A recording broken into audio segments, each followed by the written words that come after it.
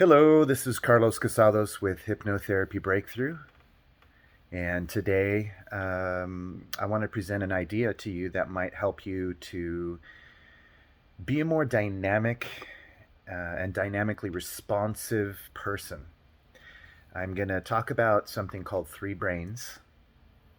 And this idea of three brains will undoubtedly help you to unlock some of your potential to process the world, your decisions, your conflicts, your feelings, and your experiences in a more, um, let's say, enriched way. I say enriched because there are qualities within the three different ways of processing information that can greatly enhance your ability to get genius to come through, to have and find elegance in your decisions and your processes. So let's get to that. For starters, this concept that there are three brains or three minds might be a little new to some. So if you haven't heard this before, I'm gonna describe the idea, and then um, we'll get into a little more detail. So first of all, most people think that we just process things with our heads, and that's it. Like we just think about things from our cerebral, headspace, and that's it. Um, and they think of people processing from their hearts as more just sort of a metaphor, you know. Gut feelings, heart knowledge is just sort of a metaphorical way of referring to things. But modern neuroscience has shown that we do, in fact, process information from those three different places. We process things up in our heads, we process things down in our heart, and we process things in our gut. So, knowing that, um, let's talk about what are those three differences. Because if you can see what's different about them, it's easier to identify when you are connecting with that mode of function. So, let's start with the head. Obviously, in your headspace, there's a lot of this quality of being able to analyze, to rationalize, to organize a flow of time. So if you're thinking about, let's say, for example, a strategy for how you're going to go about something, how am I going to attack my day today? Or how am I going to deal with this problem at the office? Your head mind um, it can picture things, it can visualize things, it can understand the flow of events. Like first this will happen, then that will happen, and then that will happen, and it'll kind of create this sequencing. And it can also get you out of your feelings and get you into a place of maybe a slight detachment where you can be an observer. So you can cultivate that observer mindset. It can put you in a logical space where you're not being driven by your passions, and you're more driven by what makes sense in an orderly way. Um, your headspace can help you to think through problems. The downside of the headspace is simply that if you're needing to get in touch with your feelings, your emotions, if you're needing to find a hierarchy of what's most important to you, or if you're dealing with a physical danger scenario, it's not as well adapted for those purposes. Uh, so that's why I want to talk next about the heart, because the heart is where you can tap into your values. What's most important to you exists in your heart. It's the things that you hold dear to you.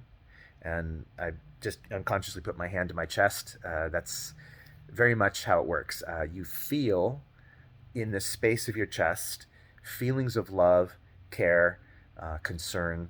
Um, and that's also true for the ideas that you're holding. So if you have ideas that are most important to you, like let's say you feel a passion for, like in my case, I feel a passion for connecting, helping with people, working with healing, inspiring people, motivating people, helping people to work through issues and find solutions, transforming their life. These are values that I hold very highly. So uh, it's a source of energy for me. I can organize my thoughts better when I know what values I'm holding as primary. because then I can organize a strategy about what I feel in my heart. Hopefully that makes sense. So we we will search for things like our true calling. Um, if you're making a big decision in life, you might want to check in with your heart first, because that's going to tell you the hierarchy of importance. That, as Joseph Campbell once said, "Follow your bliss." Emphasizing that if you follow that inner feeling, that drive, that's most important to you, it's going to lead you to having experiences which will ultimately be good for you and allow you to find out what works and what doesn't. And that eventually you may even discover your purpose. So I like to tell people when I'm coaching them is just, really connect into your feelings, study and examine and explore and feel your feelings, and then allow your headspace to reassert itself after that, and begin to kind of sort through those feelings, and allowing your headspace, your head mind, to develop a useful strategy for you getting there. Okay, so that's the upside, but the downside of the heart mind is just that sometimes if we're not careful, we can get too far into empathy, and that can derail our whole day or week, because we get sucked into other people's feelings. Because this is the space from which we connect emotionally to people. So it's very easy to get drawn into another person's drama and to experience that as though you are having it happen to you. If I'm listening to someone's problems and I let myself go too far, what'll happen is pretty soon I'm a sobbing mess, and if they metaphorically fell into the well, well, gosh, I've fallen into the well too, and I've broken my leg, and now we're both screwed. So, an advice that I would probably maybe put at the top of your list is just learn to cultivate compassion rather than empathy. It's okay that you have a capacity for empathy, but learn to transmute and transform your empathy into compassion. Compassion is a wiser way of going about it. It's saying, I care about you, and I understand why you are the way you are, and why you made the choices you made. I see that you are capable of healing. You're capable of having an empowering experience, and I'm going to encourage you to take choices, to take decisions that you can make to get you into a better place, because I believe that the suffering that you're experiencing is unnecessary. But I honor that you may need to come to that in your own time. I respect that your time is not my time. So if you choose not to come out of that well and not to tie the rope around you and let me pull you up, that's okay. I understand you. In a sense, it's like saying I love you anyway, but I'm not needing to feel your pain in order to support you. Compassion is an inexhaustible resource when you develop it, and it allows you to care for all of humankind and to love on them in a deep way, but without being overly emotional. So it's a way of staying connected to your feelings in a more refined and I would say a wise way, whilst still being this caring individual that you want to be. So if you're a person who's highly sensitive, like me, and you would maybe call yourself an empath by nature, then this is where you want to go. You want to transform that empathy into compassion. And then, of course, you can lead with your heart mind and allow your head mind to form these strategies in the best way possible for all parties involved. It's not our business to prevent other people's learnings. It's very important that we have the freedom and the safety to empower ourselves while empowering others by allowing them to go through what they need to go through. Only offering what you can along the way to help them to be more empowered, not to force them to do what you think they need to do. Finally, there's the gut mind. Okay, this is literally a sense in your gut. A lot of your feelings of urgency will come from your gut mind. Feelings that impulse of, oh, I need to act now, right? That's an energy. There's a usually an upward and outward energy coming from your gut that's telling you, get off your ass and move, or, say what you need to say right now. Um, so that's going to tell you a little bit about what the gut mind is about. Gut mind is also about having guts, aka courage, bravery, right? So when you need to take an action to do something for your own safety or for the safety of someone you care about, there's this impulse inside of you where you either shrink away and run away or you take action somehow. So this feeling, this urgency to take an action, to be courageous, can be derived from the gut. And you could say that it's a good indicator if you're getting a gut feeling about someone that there might be danger, that you ought to listen to it, because your gut can process things in a way much quicker than your heart and your head. So your gut is very good for kind of flash or snap judgments. Um, it doesn't mean that what you're sensing in your gut is always, you know, it's always a perfect description of what's going on. It just means that if you sense something from your gut, you should pay attention to it and maybe ask yourself the pertinent questions. Like, is there anything I need to discover here? Do I need some space from this person? Am I safe? So when people say always trust your gut, I agree with that. Trust your gut, but that doesn't mean trusting your gut equals letting your gut guide you and lead you as the primary leader and captain of your life.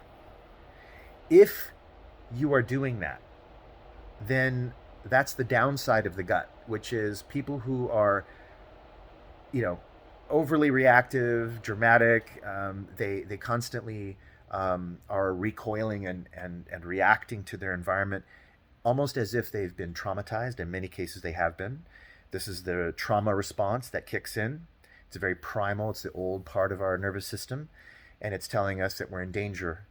Anytime you feel a stimulation from some event or some word that someone says or look they gave you or some contextual match to a previous experience you may have had, then your gut will signal you that there's a match, and it'll give you a corresponding memorized set of feelings that are very powerful.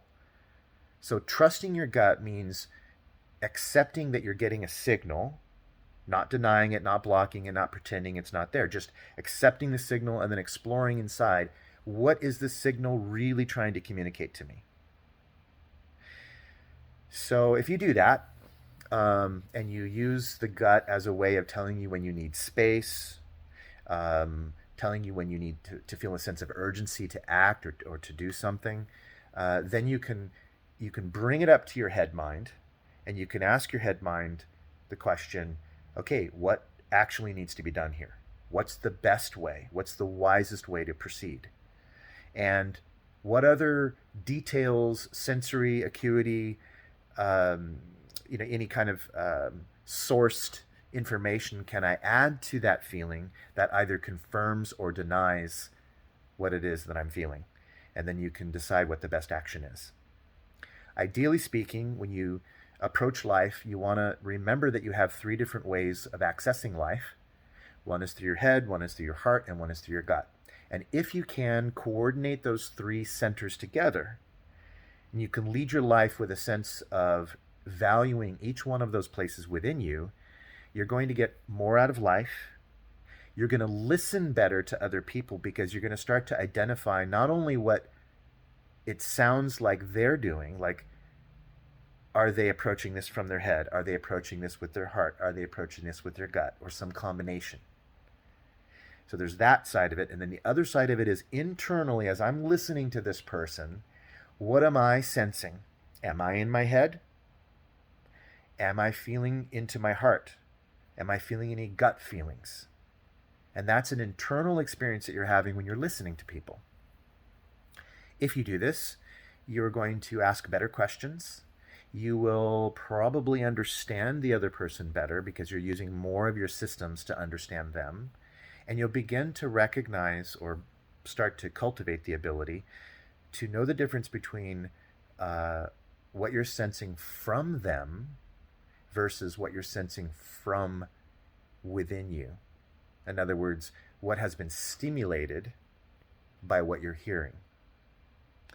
I'm mentioning this because sometimes people get triggered by others and they project onto the other person their own story about what things mean. And that's more about perception being projection. So what they think they're perceiving, because they're not being mindful, they don't realize is actually a projection. And I'm going to say to you right now that if you want to get good at this, you have to start asking that question and be willing to be wrong. You will make mistakes sometimes, and that's okay. You will fail. Failure is not a bad thing. Failure is great. Failure can be used. Failure is feedback. So just as you're cultivating these qualities and becoming more dynamic, intuitive person, use these different modes of being to explore your situation. If you're making a decision, ask in your heart, what does my heart know about this? What's most important to me? You know, brass tacks. At the end of the day, what can I not live without? Or how far is too far? Or what's my best hope? These are example questions. You can ask in your head and say, what does my head understand about this? What does my head know? As I'm thinking about it now, does it make sense? Is there an ordered structure to this? What will happen if I fast forward the clock and imagine taking this choice or that choice? What things from my past are feeding into this? Okay, so what do I see, hear, and feel? My gut is a kind of a snap judgment thing. My gut's going to say when I'm ready, okay, I'm ready to make this decision now. I've got it. Now I've got to do it.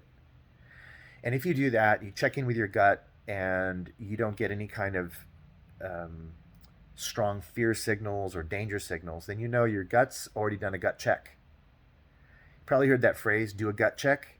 That's just a really quick, examination of what am I feeling in my gut. And if there's nothing there, then you're probably feeling safe. If you're feeling any kind of nervousness, then that's fear being activated. And you'll want to explore that fear, acknowledge it first, and explore what that fear might be coming from. So if the fear is not coming from you, you'll know this because there's nothing inside your own experience that is associated with that fear. It's just a fear. And then you might begin to ask yourself, I wonder if this fear is something I'm absorbing from someone else or from the system I'm in or from the other people around me. Because if I don't have a personal association to this fear, but I'm still feeling it, then it could be that my mirror neurons are kicking in and I'm channeling, if you will, fear that isn't mine. Knowing that is half the battle. If you actually know that, you can begin to separate and actually ask the more pertinent questions about how to get clear of that. Okay, so this video is already, 18 minutes and 30 seconds long, so I'm going to end it right here. Hopefully this stimulates some good thoughts on your end. If you have questions about this, or you want to share an experience about head, heart, and gut, I would love to hear back from you. I'm more than happy to make other videos to elucidate on any one of the individual pieces of this or even to take it further. So again, thanks for watching. I appreciate you. Feel free to subscribe to the channel or click like if you like the video, share it if you want to share it, and I look forward to hearing from you. Feel free to comment below.